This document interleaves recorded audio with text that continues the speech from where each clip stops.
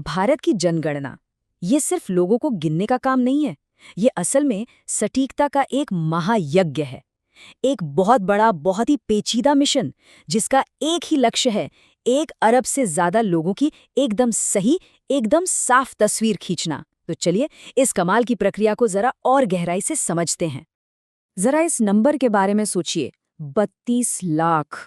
ये कोई छोटी मोटी टीम नहीं है, ये तो एक पूरी की पूरी सेना है, जिसमें एन्यूमरेटर्स और सुपरवाइजर्स शामिल हैं। सिर्फ यही एक नंबर हमें ये बताने के लिए काफ़ी है कि ये अभियान कितना बड़ा और कितना ज़्यादा महत्वपूर्ण है। और इस विशाल टीम को ना एक ही मंत्र दिया गया है, त्रुटिहीन समानता।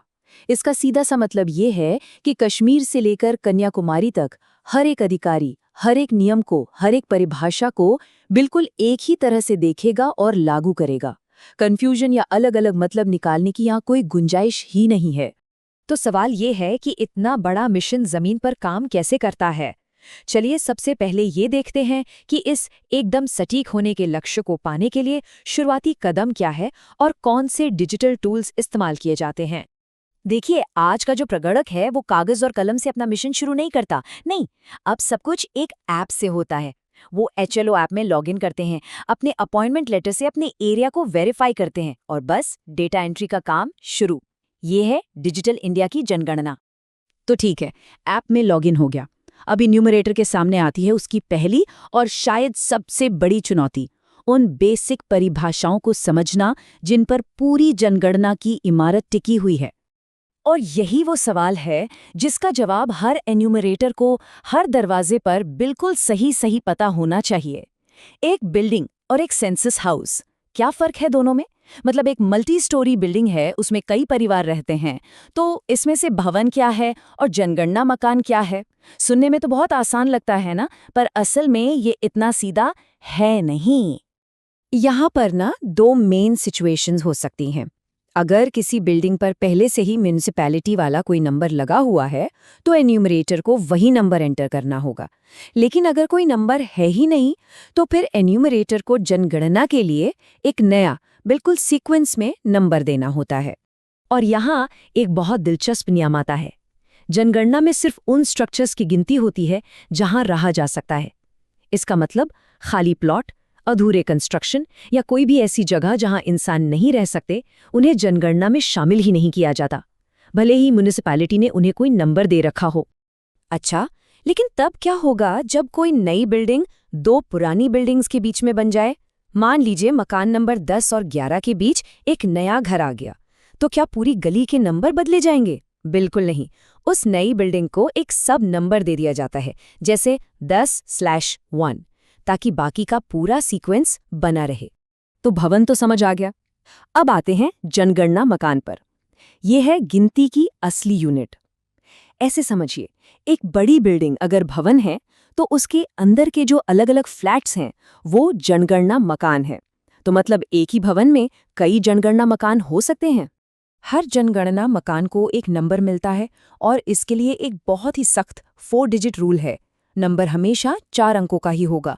मतलब अगर मकान नंबर 23 है तो उसे 23 नहीं लिखा जाएगा, उसे लिखा जाएगा 0023। इससे क्या होता है कि पूरे देश में डेटा में एक यूनिफॉर्मिटी बनी रहती है। और फिर आता है कंटिन्यूटी का नियम। जनगणना मकानों की जो गिनती है वो एक लगातार चलने वाली सीरीज है। ऐसा नहीं है कि हर नई बिल्डिंग के साथ गिनती 0 से शुरू हो जाए।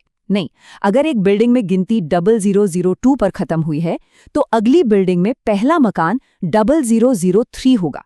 ये सिलसिला पूरे ब्लॉक में ऐसे ही चलता रहता है। तो इसको अगर एकदम आसान शब्दों में समेटे, तो भवनों के लिए लोकल अथॉरिटी के नंबरों को पहली प्रायोरिटी दी जाती है, लेकिन जनगणना मकानों के लिए हमेशा एक नया 4 डिजिट का नंबर दिया जाता है, जो पूरे ब्लॉक में लगातार चलता रहता है। ये 2 अलग अलग सिस्टम है जो साथ साथ चलते हैं। चलिए, तो बाहर से नंबरिंग का काम तो हो गया। अब वक्त है दीवारों के पार देखने का। मतलब अगला कदम है घर के अंदर जाना और वो जरूरी जानकारी इकट्ठा करना जो हमारे देश की असली तस्वीर बनाती है। और हाँ, ये सिर्फ लोगों की गिनती नहीं है। एन्यूमरेटर घर की हर छोटी बड़ी चीज के बारे में पूछते हैं। घर की छत और दीवारें किस चीज से बनी हैं, पीने का साफ पानी और टॉयलेट है या नहीं, और परिवार के पास रेडियो, टीवी या गाड़ी जैसी चीजें हैं या नहीं। एक उदाहरण लेते हैं फर्श का। एन्यूमरेटर्स के पास एक विजुअल गाइड होती है जिससे वो ये तय करते हैं कि फर्श किस चीज का बना है, मिट्टी का है, लकड़ी का है या टाइल्स का। और नियम बहुत सिंपल है, फर्श पर जिस मटेरियल का हिस्सा सबसे ज्यादा होगा वही दर्ज किया जाएगा।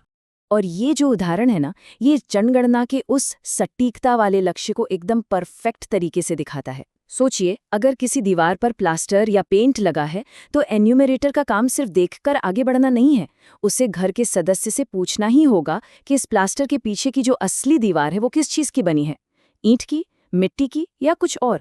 मतलब सतह के पार देखना है। तो हमने एक एक घर के अंदर की कहानी देख ली।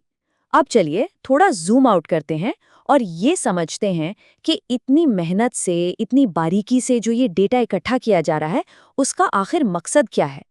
ये 32 लाख लोगों की मेहनत बेकार नहीं जाती। ये लाखों करोड़ों डेटा पॉइंट्स मिलकर एक बहुत बड़ी तस्वीर बनाते हैं, हमारे देश के घरों की, हमारी सुविधाओं की, हमारी ज़रूरतों की। और ये जो तस्वीर है, ये पॉलिसी बनाने वालों के लिए एक अनमोल खजाने की तरह है। तो अब अगली बार जब किसी नई सरकारी योजना के बारे में सुनने में आए, मान लीजिए कोई हाउसिंग स्कीम है या पीने के पानी की कोई योजना, तो एक पल रुककर ये जरूर सोचना चाहिए, क्या पता उस योजना की बुनियाद, उसकी नींव इन्हीं आंकड़ों पर रखी गई हो।